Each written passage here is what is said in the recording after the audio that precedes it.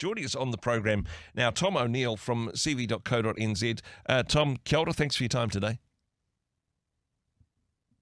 Morena, my friend. Great to be back on the show. Thank you.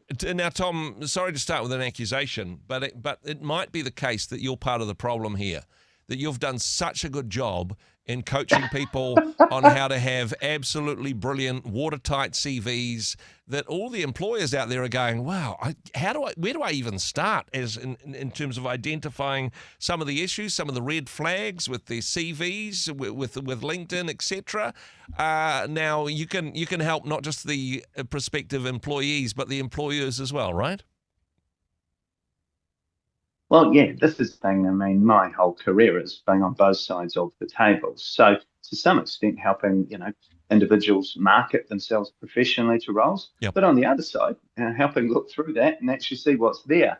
So I kind of feel a little bit of a, sort of betraying my cv.co.nz roots in some respects. But, just want to be honest and open and, really help out employers as well. Exactly, and you're not doing anybody any favours if the best person for the job doesn't get the job in that regard. So for an employer, say they've got a CV in front of them as professionally polished by the good folk at cv.co.nz, It'll be perfect. It will be perfect.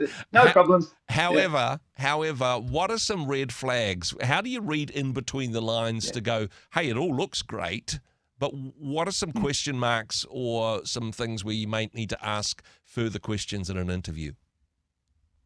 Yeah, no, fantastic. So really, to some extent, it's about checking against other media. Now, so for example, you get a CV, whether it's one of ours or someone else's, and first you have a decent read through. Initially you'll just sort of scan CVs, to get a shortlist. But once you've got the shortlist, you really want to invest time reading every word in it. Making sure you're familiar with the candidate. Then you want to go to LinkedIn and check their LinkedIn. See that the job titles are the same. Yep. See that the dates are the same. See they're talking about the same sort of skills. Because a lot of I kind of say your CV is your brochure and your LinkedIn is your website, but it's also to some extent your CV is your front door and your LinkedIn profile is your back door. Yeah. And sometimes the employer may knock on the back door, and if that's the case, gee whiz, you've got to make sure it's all tidy. You've just got to make sure that both doors open into the same space, really, in that regard. You talked about dates in particular, and this is one where it could be tempting to fudge it. Say you left one job, and then it took a while before you secured the next job. There's a bit of a gap between that. And hey, maybe on the CV, the temptation would be to just fudge that gap. Let's expand those dates a little bit until they touch. Having a gap between jobs may look bad, but fudging the truth in order to make it look less bad is going to be even more of a red flag, right? Look, the only thing an employer and an employee, or particularly candidate, have is trust. That's the only tangible thing. And so as soon as that trust is broken with a white lie, not quite that sort of thing, suddenly everything else falls apart. Yep. If at that stage you've got 6 really good candidates, you've got one really good candidate you really like, but then suddenly find the dates are wrong and there's actually a disconnect between LinkedIn and the CV, and suddenly, that the risk goes up. Yeah. And that's the thing. We're not just hiring the best candidate, i.e. the best skilled, the best qualified, we're also hiring the least riskiest candidate. And so we're finding that balance. And particularly the more you move up the chain in terms of responsibility and impact in the business, it's about having someone who is who takes away risk rather than adds it. So again, when this happens, that's when there's real problems. I mean, that's an example of it. What other red flags should employers be looking for?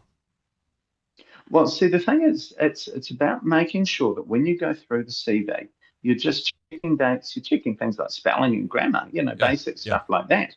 But then also, again, as I said, you're checking it against other media. So as an employer, you are not doing your job if you are not checking your candidates on their social media profile, on Okay. their social media presence.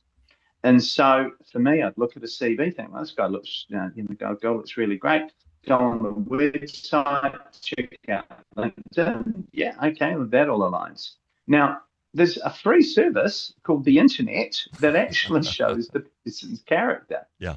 And it's just another 10 minutes. I mean, bear in mind this, you're going to be working with this person for the next 5 years. This person's going to represent your business to the world for the next 5 years, potentially. So go online, check out Facebook, check out Instagram, and just sort of see what else is out there about them. May be great. There may be some, articles they've written or been featured in the media. It may be bad. It could be a whole lot of social media posts gone on about how great guns are, and and they really can't stand the Prime Minister, and let's get revolution happening, sort of deal. Know. So again, it's about just making sure that you're looking around the place, to make sure that things stack up. Other things you can do with the CV is just really sort of look at it in its sort of a holistic sense. Just does this make sense? Look how a person's transitioned to the role. So, for example, if they're going for a job as a general manager, and then they started as a customer services person, 3 years later they're a general manager, something doesn't sit right. If their first date is sort of 2007 and they're a sales manager and then they sort of progress from there, well, obviously that wasn't their first job. Yes. So again, you can start to gauge a little bit more of the underlying narrative. Certainly what we do, anything before sort of 2005, we cut out and just put prior, involved in the customer services and sales environments within the automotive and banking industry, for example. But what we're very conscious of doing is just making sure everything's true, honest, and straight up. Because when you're caught, there's basically nothing you can do. That trust is broken. Yeah, and often you don't get the opportunity to explain yourself beyond your brochure. That it's not like, oh, well, get them in for an interview and ask them awkward questions. You just go either to the bottom of the pile or in the actual rubbish bin, virtually, or an actual rubbish bin in that regard. No opportunity to have a second pass at a first impression. Yeah, that's exactly it. That's why getting the CV right is so critical, and LinkedIn. You just get this one chance to have that first impression. So that's why you match it to the role and make sure your achievements are there. Now, from an employer's perspective, you read through that, you read through the responsibilities. Okay, well, those make sense. Then you read through the achievements. Okay, great, this person looks good. But then you may go, okay, well, this does seem a bit out of the loop for someone at this level. So that's something you then dig further in, dig further, down, potentially as initial phone conversation prior to a formal interview. Hey, some wonderful wisdom and advice, both for potential employees and employers as well at cv.co.nz. Tom, thank you so much for taking the time. I appreciate you've got a very busy schedule this week. You are off overseas representing Mission Without Borders. Just quickly, tell us about what's happening there for you. Yeah, so I'm on the global board. I'm also the national chair of Mission Without Borders, a great honour. So going over to Albania to have a regular conference. So, haven't been anywhere for a couple of years. So, it's very, very exciting. Well, all the best, and we look forward to a good report once you're back. In the meantime, of course, cv.co.nz for wisdom and advice on how to, polish up your CV. Tom, thanks so much for what you do. Thanks for joining us. A real pleasure, mate. God bless.